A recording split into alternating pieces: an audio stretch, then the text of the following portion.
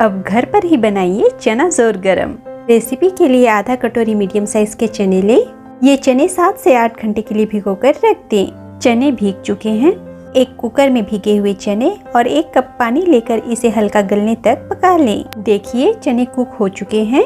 चने से पानी निकाल लें। अब एक पाटा या मैट लें। चने फ्लैट करने मैंने वुडन मैशर लिया है। आप इसकी जगह प्लेन कटोरी का भी इस्तेमाल कर सकते हैं। अब सरफेस पर 2 या 3 चने लें और इसे मैशर से अच्छी तरह प्रेस कर लें। ऐसे ही सारे चने रेडी कर लें। ये चने 4 से 5 घंटे पंखे की हवा में सुखा लें। तलने का तेल गर्म होने पर फ्लैट चने डाल लें और हल्की मीडियम आंच पर तल लें। इन्हें मिक्सिंग बाउल में ले लें। मसाले